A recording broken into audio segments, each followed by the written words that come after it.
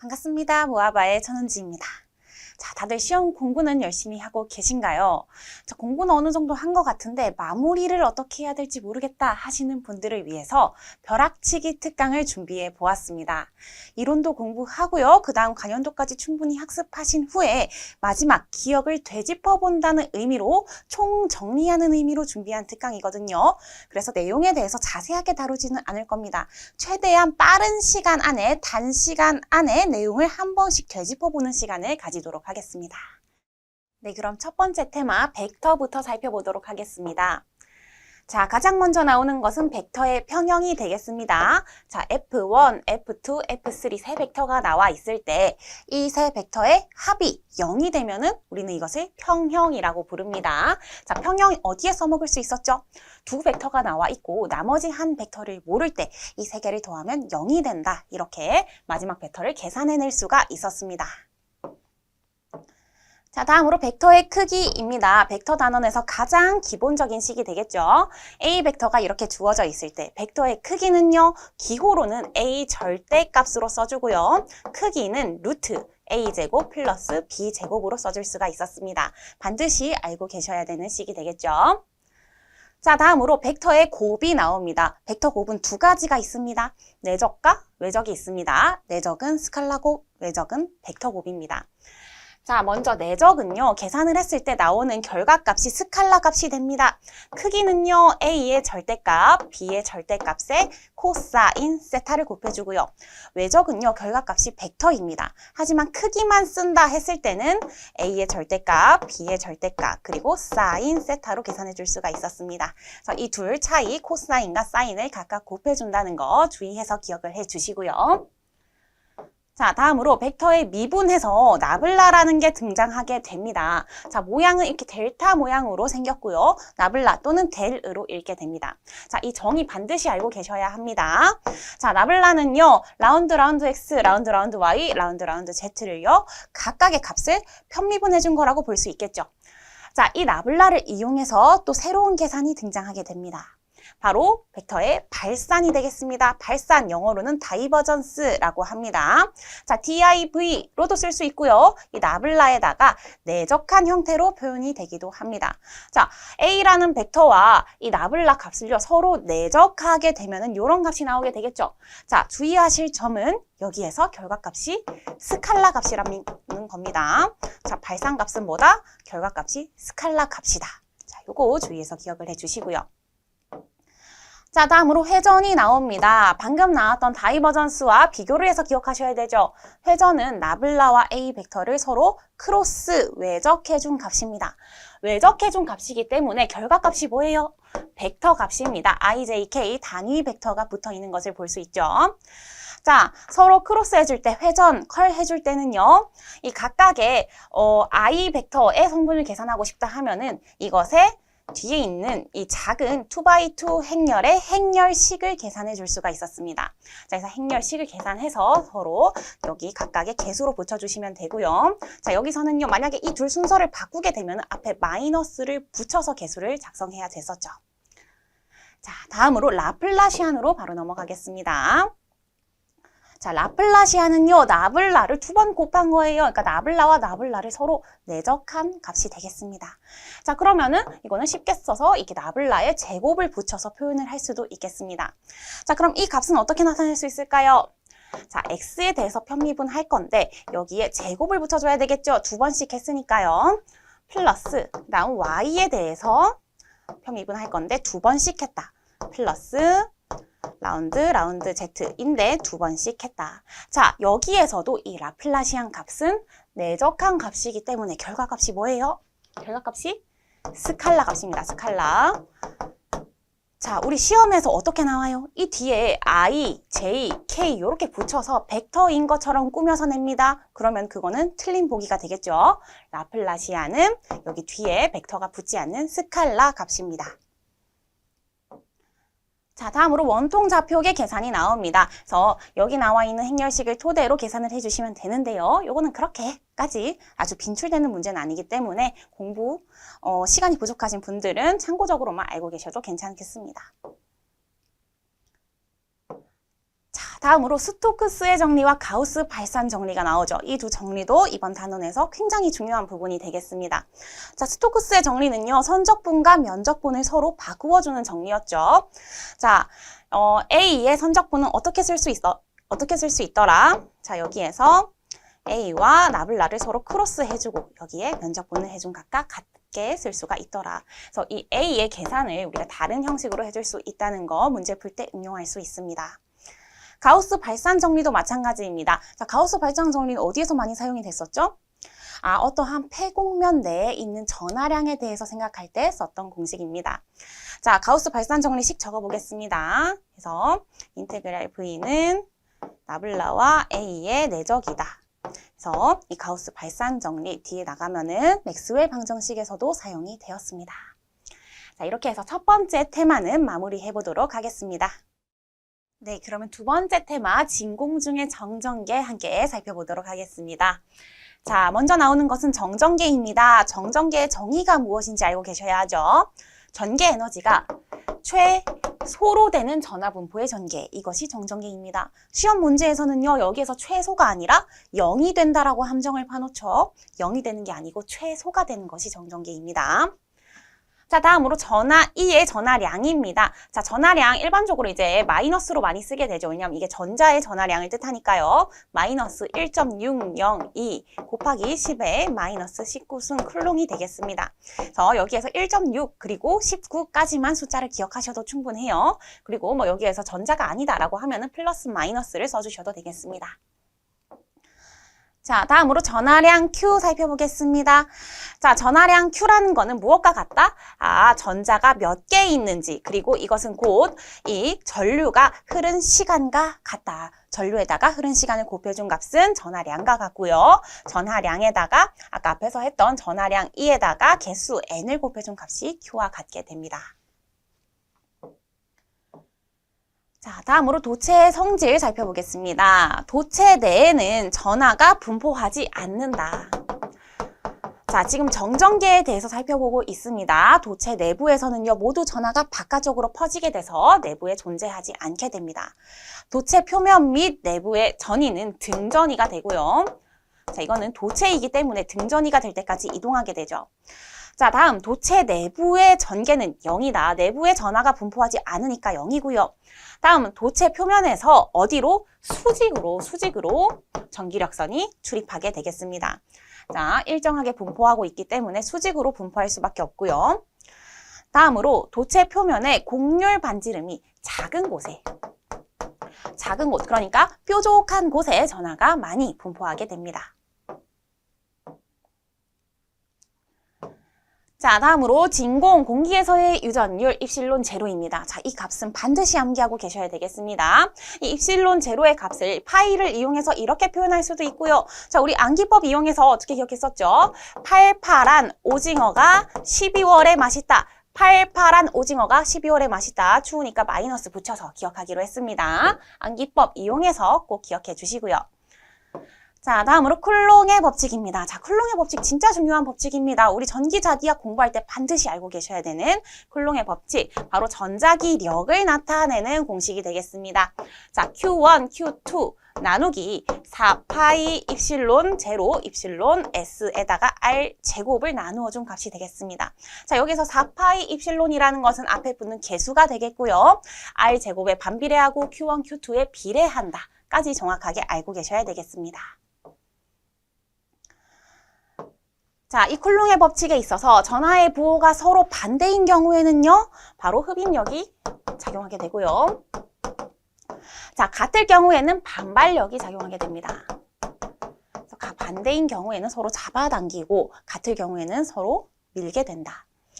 자, 공기 중에 쿨롱 상수입니다. 쿨롱 상수는요, 4파이 입실론 제로 분의 1인데요. 이 값 자체도 암기하셔야 됩니다. 이 값은 9 곱하기 10의 9승이 되겠습니다. 99예요, 99. 자, 물론 여기에다가 입실론 제로 값을 대입하셔도 됩니다. 하지만 너무 많이 쓰이기 때문에 9 곱하기 10의 9승이라는 것도 암기해 주도록 합시다. 자, 다음으로 전개의 세기입니다. 자, 전개의 세기 일반적으로 E라고 많이 쓰게 되고요. 이것은 또 전이 기울기로 표현을 할 수도 있겠습니다. 자, 여기서 앞에 붙어있는 이 라블라, 요거는 그레디언트로 쓸 수가 있겠죠. 마이너스 그레디언트 V라고 써줄 수 있겠고요. 다음으로 이 전개 자체를 계산하는 공식이 있었죠. 4파이 입실론 R 제곱분의 Q가 되겠습니다. 진공이라고 하면은 입실론에다가 제로를 붙여주시면 되겠고요. 아까 앞에서 봤던 클롱의 법칙에서 뭐가 빠졌어요? Q가 한 개가 빠졌습니다. 그러니까 Q 중에서 하나가 1쿨롱이면은 그것이 바로 전개에서의 공식이 되는구나. 자, 이러면 더 쉽게 기억할 수 있겠죠. 쿨롱의 법칙에서 Q가 하나로 바뀐 겁니다. 자, 다음으로 F와 Q의 관계. 자, 여기에서 F 바로 전자기력, 정전기력, 그리고 여기에서 Q, 전하량과의 관계입니다. 이 F라는 거는 QE와 비례하게 되어 있습니다. 왜냐하면 이 전개의 정의 자체가 1쿨롱이 받는 힘이기 때문입니다. 그래서 1쿨롱이 아니라 Q쿨롱이 받는 것을 계산하고 싶으면 앞에다가 Q쿨롱을 곱해주시면 되는 거죠. 자, 이 식 하나 기억해 주시면은 우리가 F와 E에 대해서 헷갈릴 일이 없겠습니다. 이 식 반드시 기억을 해주시면 좋겠습니다. 그래서 이번 테마는 여기에서 마무리도 하도록 하겠습니다. 네, 계속해서 세 번째 테마 진공 중의 전전계 두 번째 시간 살펴보도록 하겠습니다. 자, 먼저 나오는 것은 전위가 되겠습니다. 지난 시간에 전계 살펴봤으니까요. 이번엔 전위가 나옵니다. 자, 전위는요. 전계에다가 R을 더 곱해줘서 R 제곱이 아니라 그냥 R이 들어가시면 되겠습니다. 4파이 입실론 R 분의 Q가 들어가면 된다. 그러면은 전개에다가 R을 곱했으니까 제곱이 안 들어가는 거죠. 전개의 식이랑 헷갈릴 일이 없겠습니다. 이 관계식을 기억해 주시는 것이 중요해요. 자, 다음으로 전기력선의 개수입니다. 자, 전기력선의 개수 반드시 알고 계셔야 됩니다. 요거 하나만 알고 계시면 한 문제 그냥 맞춘다라고 생각해주면 되겠죠. 입실론 분의 Q입니다. 입실론의 영향을 받습니다. 유전율의 영향을 받고요. 이 입실론은 다시 풀어서 쓰면 입실론 제로, 입실론 S 분의 Q로 써줄 수가 있겠죠. 자, 전기력선과 전속을요, 두 개를 구분하실 줄 아셔야 합니다. 전기력선은 입실론의 영향을 받고요, 전속은 영향을 받지 않습니다. 매질에 관계없이 그냥 Q입니다. 이거 반드시 기억하셔야 돼요. 전기력선은 입실론을 나누어 주는데 전속은 나누어 주지 않는다. 자, 다음으로 전기 쌍극자 모멘트가 나옵니다. 자, 전기 쌍극자 모멘트는 어떻게 계산할 수 있었죠? 전하량 Q에다가 거리 D를 곱해서 계산해 줄 수가 있었습니다. 자, 전기 쌍극자에 의한 전위와 전개입니다. 요거는 식이 조금 복잡하기는 해요. 하지만 시험에 나옵니다. 4파이 입실론 해서 입실론 제로를 붙여주셔도 되고요. R 제곱분의 M 코사인 세타로 써줄 수가 있는데요. 여기에서는요. R 제곱에 초점을 두시면 좋겠습니다. 식이 너무 복잡해서 이거 기억 못하겠어 하시는 분들은요. R 제곱분의 1에 비례한다. 그러니까 R 제곱에 반비례한다. 요거라도 기억해 주시면 좋겠습니다. 우리 사지선다형 시험이기 때문에 이런 꼼수를 써서 기억하는 것도 방법이에요. 자, 전개는 어떻게 됐죠? 전개는요. 4파이 입실론 제로 R 세제곱 분의 M 루트 1 플러스 3 코사인 제곱 세타였습니다. 이것도 물론 전체 식을 다 기억해 주시면 너무 좋겠지만 너무 힘들어 하시는 분들은요. R 세제곱 분의 1에 비례한다. 요거라도 기억해 주시면 좋겠습니다. 자, 다음으로 푸아송 방정식입니다. 자, 푸아송 방정식 반드시 기억하셔야 됩니다. 요 식은요, 전위 기울기 공식을 통해서 유도할 수 있었습니다. 지금은 정리하는 시간이기 때문에 유도는 하지 않을게요. 자, 전위 기울기 식을 이용하면은, 라플라시안 V는요, 마이너스 입실론 제로 분의 로가 나오게 됩니다. 그래서 요 식 자체가 시험 문제로 출제가 되기도 하죠. 반드시 기억해 주도록 합시다. 자, 이렇게 해서 세 번째 테마 맞춰보도록 하겠습니다. 자, 그럼 네 번째 테마 진공 중의 도체계 들어가 보도록 하겠습니다. 자, 가장 먼저 나오는 거는 정전 용량 C가 되겠습니다. 자, 이러한 평행판이 있을 때요. 이 평행판 사이의 거리에는 반비례하고 면적에는 비례한다. 이 사이에 입실론이라는 유전체가 껴있다면 거기에도 비례한다. 식으로 쓰면 어떻게 돼요? D분의 입실론 S가 되겠습니다. 반드시 기억하셔야 되고요. 이 앞에 관계식, 이것도 진짜 중요한 식입니다.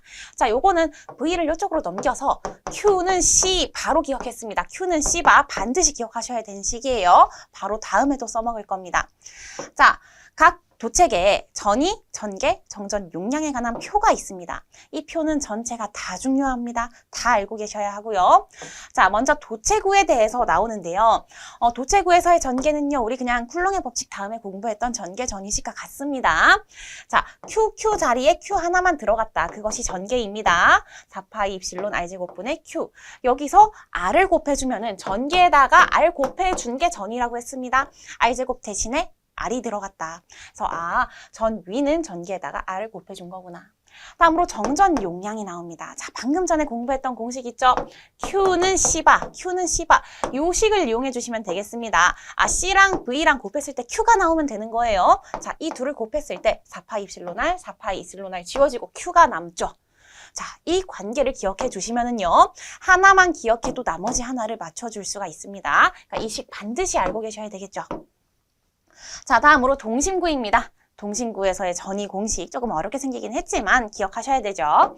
4파이 입실론 제로, 여기에선 다 제로를 붙여주도록 할게요. 4파이 입실론 제로 분의 Q, A분의 1 빼기 B분의 1이 되겠습니다. 자, 그럼 여기에 정전 용량에는 어떤 식이 와야 할까요? 자, 우리 정답에는 아마도 이렇게 적혀 있을 겁니다. 4파이 입실론 제로 A, B 나누기 B 마이너스 A 이렇게 적혀 있을 건데요. 자, 요거는 한번 정리를 해준 거고요. 정리하기 전엔 어떻게 되어 있죠? 4파이 입실론 제로에다가 A분의 1 빼기 B분의 1 요거 전체가 분모로 들어오시면 되겠습니다. 얘를 통분해가지고 넘겨준 게 요거예요. 그러니까 결론은요. 여기에서 A분의 1, A분의 1 마이너스 B분의 1 얘네끼리 지워지고요. 4파이 입실론 지워지고 Q 하나만 남게 되는 걸 통해서 Q는 CV 공식 다시 한번 확인해 볼 수가 있었습니다. 자, 무한평면 평행판 나옵니다. 무한평면과 평행판에서는요, 무한평면의 2를 나눠줘야 된다는 거 중요했었고요. 다음 평행판 공식에서도 마찬가지입니다. 나머지도 다 한 번씩 연습해 보시길 바랍니다. 자, 여기에서도 서로 곱해주면요, DD 지워지고요, 입실론 지워지고, 그러면은 여기에서 결국에는 이 면전화 밀도의 면적을 곱하게 돼요. 이게 뭡니까? 그냥 Q입니다. Q 전하량. 그래서 다시 한번 이 식을 확인해 볼 수 있었고요. 나머지 동심 원통 평행 도선에 대해서도 스스로 연습을 해 보셔야 되겠습니다. 자, 다음으로 정전 에너지입니다. 콘덴서에 축적되는 에너지 이렇게 적분 공식이 나와 있는데요. 우리 문제 풀 때 쓰는 공식은 뭐예요? 자, EC분의 Q제곱이라고 쓸 수도 있고요. 얘를 다시 한번 바꾸어주면요. 2분의 QV라고 써줄 수도 있고요. 얘를 써주면은 2분의 CV 제곱이라고 써줄 수도 있죠. 이 중에서 우리가 기억하면 좋을 거는 마지막 식이다. 자, 기억해 줄 때는 모두 2분의 1 땡 제곱의 형태로 통일시켜서 기억해 주는 것이 좋습니다. 나머지는요, 관계식을 이용해 주시면 돼요. Q는 C바 요 공식 사용하면 되니까 이거 하나만 기억을 하자. 마지막 공식만 기억해 주시면 돼요. 2분의 1 CV 제곱 요것만 기억을 하자. 자, 다음으로 단위 최적당 축적되는 에너지, 정전 에너지가 나옵니다. 자, 정전 에너지 2분의 1 CV 제곱이고요. 나머지도 각각의 대입을 해보시면 되겠습니다. 이 첫 번째 식만 기억을 하셔도 충분해요. 자, 다음으로 단위 최적당 정전 에너지. 자, 정전 응력, 정전 흡인력이라고도 부르죠. 이것도 마찬가지입니다. 2분의 1 입실론 2 제곱. 요 식이 가장 중요합니다. 2분의 1 땡 제곱인 거죠. 같은 형태로 기억해 주시는 게 좋아요.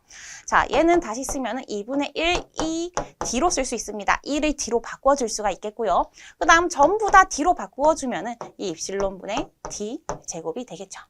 이것이 단위 최적당 정전 에너지의 정의가 되겠습니다. 자, 요거 하나만 기억하시면은 나머지는 충분히 유도를 할 수가 있을 겁니다. 자, 여기까지 해서 이번 테마는 마치도록 하겠습니다. 다섯 번째 테마, 유전체 함께 살펴보도록 하겠습니다. 자, 먼저 유전체에 대해서 나와 있는데요. 유전율이 서로 다른 경계면에 전속이 입사할 때는요, 굴절이 나타나게 됩니다. 이 굴절은 어떻게 나타나더라? 유전율이 큰 쪽으로 모이려는 성질을 가지고 있습니다. 그래서 유전율이 여기가 크다면 이렇게 모이게 돼요. 그림을 통해서 기억을 해주시면 좋겠고요. 자, 다음으로 분극에 대해서 나옵니다. 분극의 세기와 분극률이 나와 있어요. 자, 분극의 세기는요, 식이 되게 많은데 그중에 이렇게 기억하면 쉽습니다. 자, 유전체가 있을 때 전개, 빼기 유전체가 없을 때 전개, 이렇게 기억해 주시면 돼요. 이거를 식을 한번 정리를 해줍니다. 앞부분에 개수를 묶어주시면 돼요. 묶어주시면은 이실론 제로, 이실론 S-1의 전개로 써줄 수 있습니다. 자, 여기서 전속 밀도 D가 들어가는 식은요, 한번 여기에서 변형을 해주시면 되고요. 기억할 때는 요거 하나만 기억을 하자. 쉽게 헷갈리지 않게 요 식 하나만 기억을 해주시면 되겠습니다. 자, 이를 놔두고 앞부분 개수를 묶어줬습니다. 이게 뭐예요? 분극률입니다. 자, 요식 하나 기억하면은 분극률 공식도 공짜로 기억이 되는 거예요. 이 앞에 붙어 있는 개수가 분극률이다. 자, 그럼 여기에서 비분극률은 뭘까요? 자, 분극률 공식에서 앞에 입실론 제로 진공에서의 유전율을 빼준 것이 비분극률이 되겠습니다. 그래서 비유전율이랑 비슷하죠? 앞에 입실론 제로를 빼주시면 됩니다. 자, 다음으로 유전체의 경계 조건입니다. 자, 경계 조건 정말 중요한 부분이었죠. 자, 가장 먼저 나오는 것 두 경계면의 전이는 같다. 이거는 가장 기초가 되는 사항이 되겠습니다. 자, 다음으로 전개는 어떤 성분이 같다? 자, 전개 그리고 전속 밀도가 나옵니다. 이 두 개의 알파벳 모양을 통해서 암기하면 쉽다고 했습니다. 자, 이렇게 암기법을 하나씩 기억해 주시는 게 좋아요. 전개는요, 가로선이 있습니다. 전속 밀도는요, 세로선밖에 없죠. 그러니까 전개는 가로선, 바로 접선 성분이 같다. 그리고 전속 밀도는요, 세로선밖에 없으니까 법선 성분이 같다. 전개 알파벳이 E고 전속 밀도 알파벳이 D다 라는 거를 통해서 기억을 하는 겁니다. 이렇게 알파벳 모양을 통해서 기억해 주도록 합니다. 자, 이때 나왔던 식이 뭐였어요? E1 sin 세타 1은 E2 sin 세타 2와 같다. 그 다음으로 나오는 거, 이 전속 밀도는요, D1 코사인 세타 1은 D2 코사인 세타 2와 같다. 자, 그림 그려보시면은 각각이 접선과 법선 성분을 나타내게 됩니다. 자, 다음으로 입사각과 굴절각은 유전율에 비례한다. 자, 요거는요, 첫 번째 식에서 두 번째 식을 나누어 주시면 계산이 돼요. 자, 이렇게 쓱 나누어서 여러분들 직접 정리해 보시면은 바로 이 식이 나옵니다. 탄젠트 세타 1 나누기 탄젠트 세타 2는 입실론 1 나누기 입실론 2가 되겠습니다. 그래서 첫 번째, 두 번째만 기억을 하면은 세 번째는 자동으로 나오게 되겠네요. 자, 이렇게 해서 이번 시간 마쳐보도록 하겠습니다. 여섯 번째 테마 전기회로 함께 살펴보도록 하겠습니다. 자, 먼저 전류의 계산에 대해서 나오는데요. 전기회로에서 가장 중요한 공식이 나옵니다. 자, ohm의 법칙입니다. I, 전류에 대해서 쓰면은 V 나누기 R이 되겠고요. 일반적으로 어떻게 많이 쓰죠? V는 IR 이렇게 많이 쓰죠. 이 ohm의 법칙은요, 절대로 몰라서는 안 되는 전기자기학에서 가장 중요한 법칙이 되겠습니다. 자, 다음으로 전류는 Q 나누기 T로 쓸 수 있다는 거 반드시 알고 계셔야 하고요. 자, 전도 전류 밀도 그리고 변이 전류 밀도에 대해서 나옵니다. 자, 우선은 전도 전류가 뭔지 변이 전류가 뭔지 당연히 알고 계셔야 합니다. 전도 전류는요, 도체에서의 전류였고요. 변이 전류는요, 유전체에서의 전류입니다. 그러니까 유전체에는 전류가 흐르지 않지만 전류가 흐르는 것과 같은 현상이 나타난다. 그것을 설명하기 위해서 쓰는 개념이 변이 전류라고 했습니다. 그래서 전도 전류 밀도는 전도 전류를 면적으로 나누어 준 값으로 계산해 줄 수가 있고요. 변이 전류도 마찬가지로 변이 전류를 이제 면적으로 나누어 준 값으로 변이 전류 밀도를 계산을 해줄 수가 있겠습니다. 자, 다음으로 나오는 것이 키르이오프의 전류 법칙이 되겠습니다. 우리 헤로이로 시간에 이미 다 하셨을 거라고 생각을 합니다. 하지만 우리 전기자기학 시간에서 필요한 부분들 가지고 왔습니다. 자, 두 전류의 합은 나가는 전류와 같다. 그러니까 들어오는 전류들의 합은 나가는 전류와 같다는 것이 첫 번째 식이 되겠고요. 다음 두 번째, 이 다이버전스 I는 0이다. 요거는 무엇을 뜻하나요? 폐회로에서 전류의 발산은 제로가 된다. 이러한 법칙이 바로 키르이오프의 법칙이 되겠습니다. 자, 다음으로 저항에 대해서 나와 있습니다. 저항 공식은 반드시 알고 계셔야 되는 공식이죠. 전력공학 시간에도 써먹을 일이 있습니다. 자, 이러한 이 R, 저항이라는 것은 로, S분의 L로 쓸 수 있고요. 이 로라는 것이 바로 저항률이 되겠습니다. 다른 말로는 고유 저항이라고도 하죠. 어떠한 물체의 저항률은 그냥 그 물체의 고유한 값이 되겠습니다.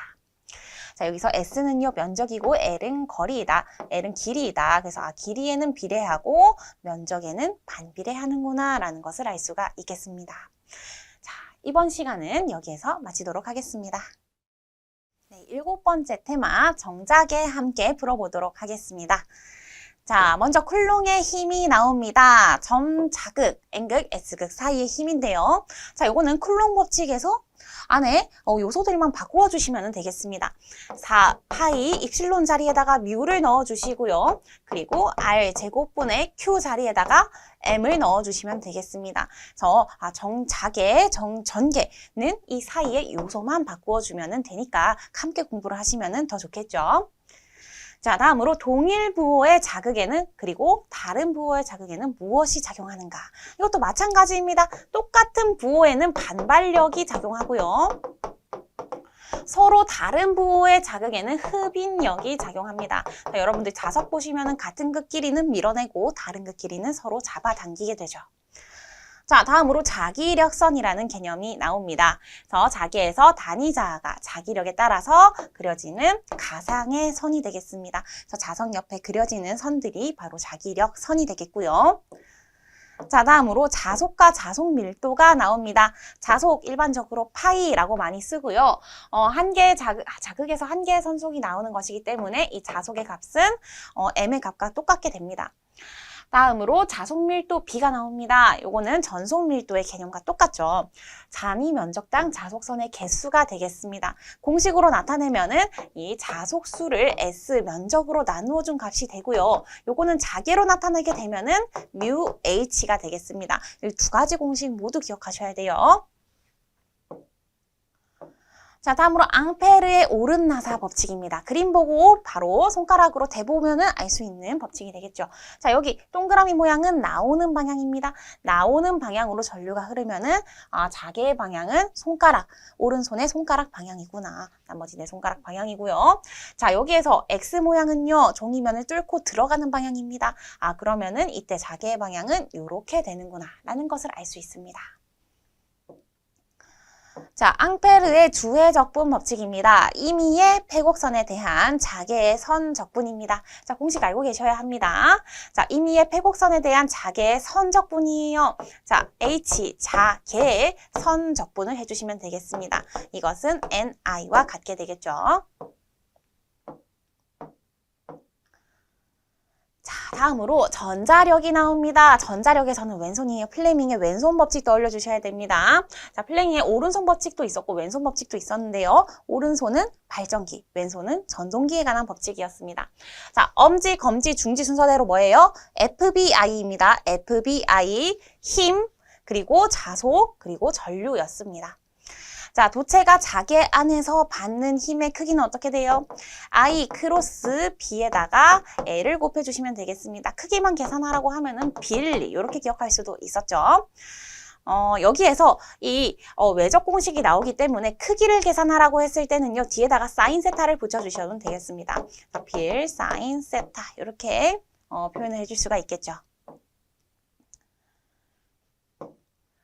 자, 다음으로 두 도선 사이에 작용하는 힘입니다. 자, 요것도 따로 기억을 해주셔야 되죠. 도선 사이에 작용하는 힘은요, R분의 2 곱하기 10의 마이너스 7승 I1, I2입니다. 그래서 I1, I2가 각각 그 두 도선에 흐르고 있는 전류가 되는 거고요. 그리고 이 앞에 2 곱하기 10의 마이너스 7승이라는 개수는요, 그냥 암기해 주시는 게 계산하기가 편리하실 겁니다. 자, 같은 방향으로 전류가 흐를 때는요, 흡인력이 작용하고요.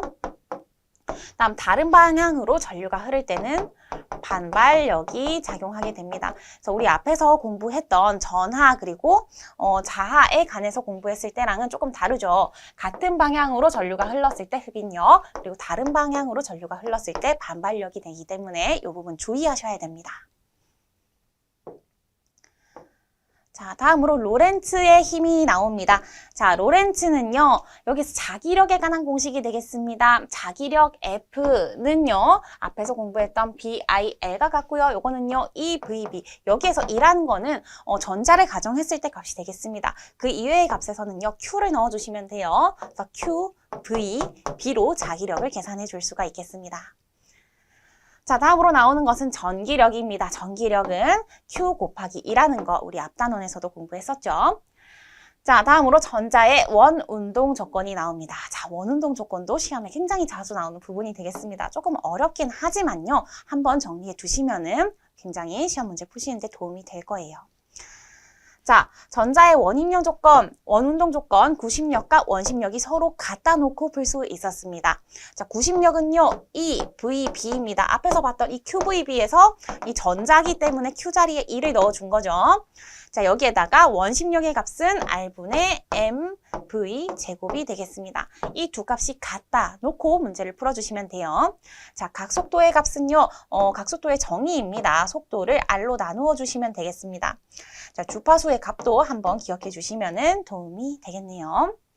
자, 해서 전자의 원운동 조건까지 해가지고 이번 시간은 마쳐보도록 하겠습니다. 네, 8번째 테마 자성체 함께 살펴보도록 하겠습니다. 자, 먼저 자성체 종류가 나옵니다. 자, 자성체 종류 크게 3가지로 나눌 수가 있었습니다. 강자성체, 상자성체, 그리고 역자성체였습니다.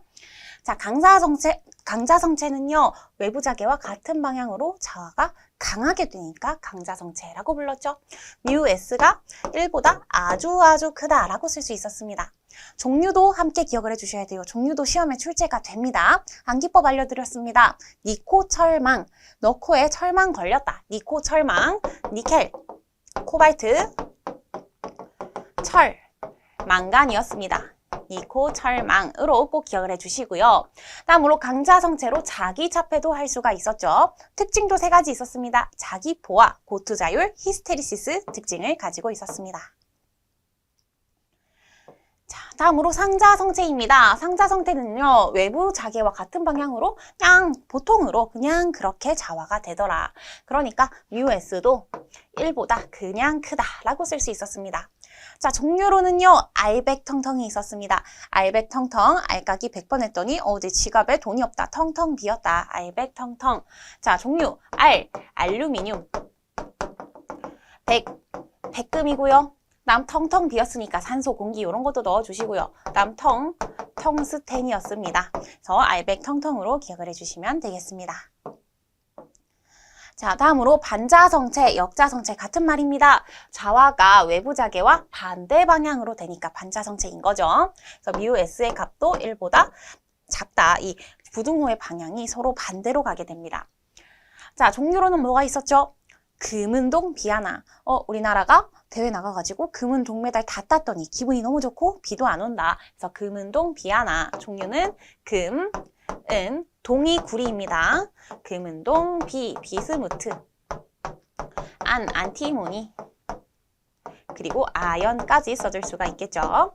그래서 금은동, 비아나로 기억해 주시면 되고요. 이 3가지 자성체 비교하는 문제도 출제가 되니까요. 이 3개 각각을 정확하게 암기를 해 주셔야 됩니다. 자, 다음으로 감자력입니다. 감자력은 말 그대로 이제 자개를 가해줬을 때 반대 방향으로 생기는 자개가 있습니다. 그래서 자력을 감소시킨다 해서 감자력이에요. 그래서 이 감자력은요, 식이 복잡한데 쉽게 하면은 이 2가지만 기억해 주시면 좋다고 했습니다. 한상 솔레노이드 감자율은 0이고요. 구자성체는 3분의 1입니다. 그리고 어떻게 기억한다? 93환영. 자, 93이라는 친구 하나 있다고 상상을 해주시고요. 93아 환영해 해서 환영해 주는 거예요. 그래서 구자성체는 3분의 1, 환상 솔레노이드는 0으로 기억을 해주시면 되겠습니다. 자, 다음으로 에너지 밀도가 나옵니다. 자개 에너지 밀도예요. 자, 이런 거 식 나왔을 때 무조건 2분의 1 땡땡 제곱의 형태로 기억하기로 했습니다.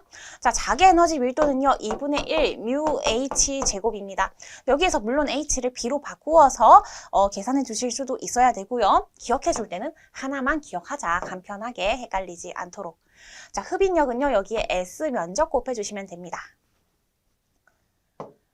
자, 다음으로 자기저항입니다. 자기저항 RM으로 적죠. 여기에 M자를 붙여서 자기저항이라고 표현을 해준 거고요. 이 식 자체는 뮤 A 분의 L이 되겠습니다. 그래서 뮤가 분모에 온다라는 것만 다르고요. A와 L은 동일합니다. 그냥 전기저항과 동일한 형태가 되겠습니다. 자, 다음으로 기자력입니다. 기자력은요, 자기애로에서 자속을 생성시키는 능력해서 기자력이라고 부르는 거예요. 그래서 기자력이라는 것은 힘이 아니에요. 그래서 뒤에 력자가 붙었다고 해서 단위가 뉴턴이 오는 것이 아닙니다. 암페어 턴이라는 단위를 사용하게 돼요.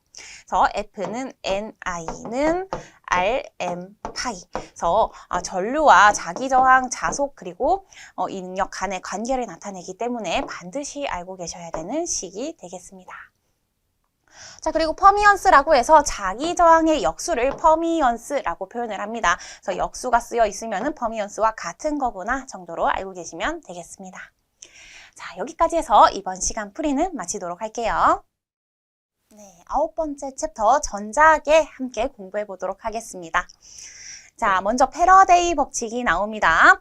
패러데이 법칙과 렌즈의 법칙 두 가지 모두 다 유도기전력과 관련이 있죠. 패러데이 법칙은요, 유도기전력의 크기를 결정해 주고요.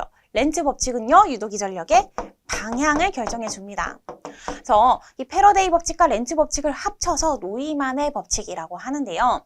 이 노이만의 법칙에서 공식이 중요합니다. N, D 파이, DT에서 이 자속의 변화율 그리고 N 권수에 비례한다 라는 것이 패러데이가 결정한 크기가 되겠고요. 다음 앞에 마이너스, 반대 방향, 그러니까 방해하는 방향으로 생긴다라는 것이 렌즈의 법칙이 되겠습니다. 그래서 이 두 가지 통합시킨 공식 반드시 기억을 해주셔야 되고요. 자, 다음으로 침투 깊이 표피 효과입니다. 자, 우리 전기자기학에서는요, 침투 깊이 공식이 막 그렇게 계산 문제로까지는 잘 출제가 되지 않기는 합니다. 하지만 우리 다른 과목에서도 나오기 때문에 꼭 기억을 해주시는 게 좋아요. 루트, 파이, F, 시그마, 뮤, 분의 1로 써줄 수가 있고요. 이 침투 깊이라는 거는요, 표피 효과에 반비례했습니다. 그래서 표피 효과는 침투 깊이에 반비례하는구나. 침투 깊이를 계산을 하셨더라도 그거의 역수만큼의 표피 효과가 발생한다라는 거 꼭 명심을 해주셔야 되겠습니다. 자, 다음으로 앞에서 간단하게 살펴봤던 전도전류 그리고 변이전류가 나오네요. 자, 전도전류는 뭐라고 했어요? 바로 도체에서의 전류. 변이전류는요, 유전체에서의 전류. 유전체는 전류가 흐르지 않는데, 그런데 전류가 흐를 때와 비슷한 현상이 나타나더라. 그래서 그것을 변이전류라는 것으로 정의하자라는 겁니다. 자, 전도전류는요, 우리 이 오메 법칙 그대로 적용이 되겠습니다. V는 IR 오메 법칙이 그대로 적용이 되고요. 그 다음으로 전도전류 밀도입니다. 전도전류 밀도는 전도전류를 면적 S로 나누어 준 식으로 표현해 줄 수 있겠고요. 전도전류가 KES이기 때문에 S 나누어 주면요, K2로 전도전류 밀도를 표현을 해줄 수가 있겠습니다. 자, 다음으로 변이전류입니다. 변이전류는 여기에서 이 전속의 변화율로 나타낼 수가 있었습니다. 그래서 전속 밀도의 변화율에다가 면적을 곱해준 것이 바로 변이전류입니다. 그래서 변이전류 공식도 굉장히 중요하기 때문에 기억해 주시는 게 좋고요. 변이전류 밀도입니다. 변이전류 밀도는 이 첫 번째 공식에서 S 지워주시면 되겠죠. 그러면은 라운드 D, 라운드 T라는 식이 완성이 되고요. 또 이 두 번째 식에서 S를 지워주면은 오메가 입실론 E라는 식이 되겠습니다. 자, 이 D를 전속 밀도를 전개로 바꾸어준 식도 당연히 유도해 줄 수가 있어야 되겠죠. 전속 밀도와 전개 사이의 관계를 기억해 주시면 되겠습니다. 자, 여기까지 해서 이번 시간은 마치도록 하겠습니다. 네, 벌써 마지막 시간입니다. 10번째 테마 전자계 함께 공부해 보도록 하겠습니다.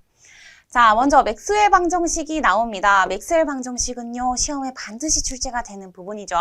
4가지 공식이 있습니다. 이 4가지 법칙의 뜻도 모두 중요하고요. 공식도 중요합니다. 먼저 가우스 법칙 2가지가 있습니다. 전개에서의 가우스 법칙, 자개에서의 가우스 법칙. 전개에서는요, 전속은 발산하고 고립된 전하가 존재한다 라는 뜻을 가지고 있고요.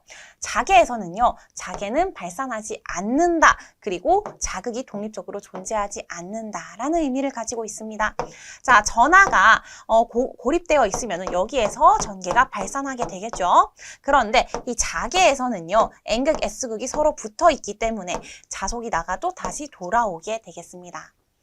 자, 적분 공식도 당연히 중요합니다. 하지만 미분 공식 더 중요합니다. 자, 미분 공식 D의 발산은 로가 되겠고요. 다음 B, 자속 밀도의 발산은 0이다. 발산하지 않는다가 되겠습니다.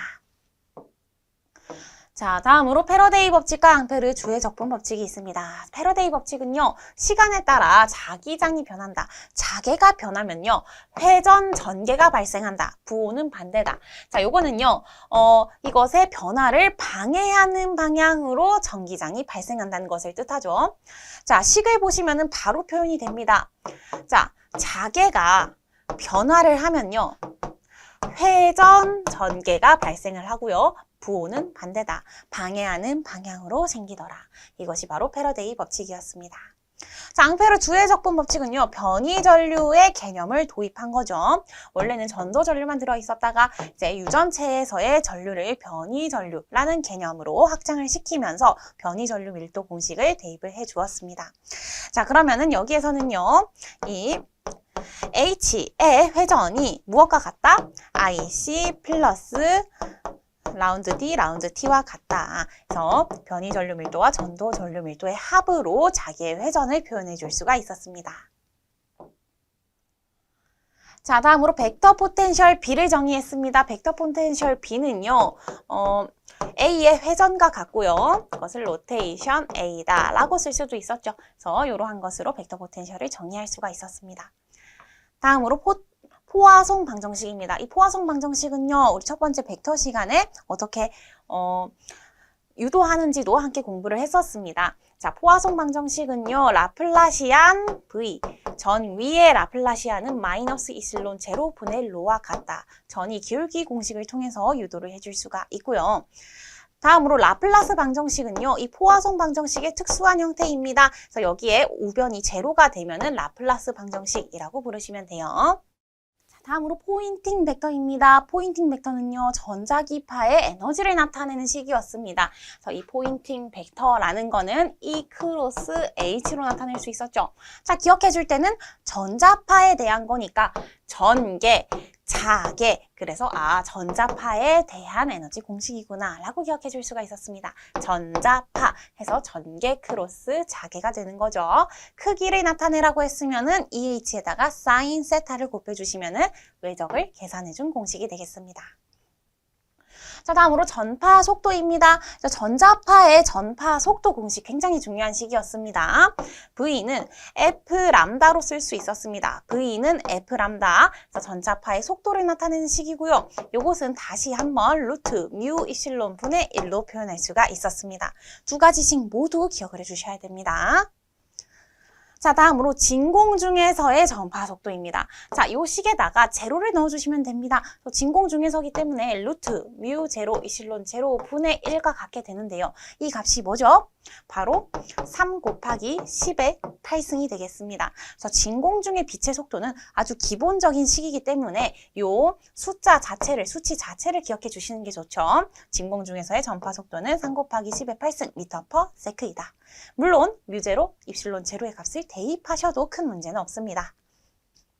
자, 다음으로 전자파 고유 임피던스입니다. 자, 고유 임피던스는 E 나누기 H입니다. E로 알 수가 있죠. E 나누기 H로 계산할 수 있고요. 자, 이 값은 다시 한번 루트 입실론 분의 뮤로 표현할 수도 있었습니다. 자, 그리고 이 앞에 E 제로 입실론 제로 그리고 뮤 제로의 값을 상수로 빼줄 수도 있었어요. 그래서 빼주면은 120파이 377으로 표현할 수도 있었습니다. 그래서 여러분 암기하시는 게 편하면은 이 앞에 상수는 암기를 해주는 게 계산하실 때는 조금 더 편리할 수 있겠습니다. 자, 전자파 고유 임피던스까지 해서 전기자기학 벼락치기 시간이 끝이 났는데요. 자, 다른 과목들도 충분히 수강을 해 주시고요. 이제 마지막 마무리가 잘 되셨으면 좋겠습니다. 여러분들의 합격을 응원하도록 하겠습니다.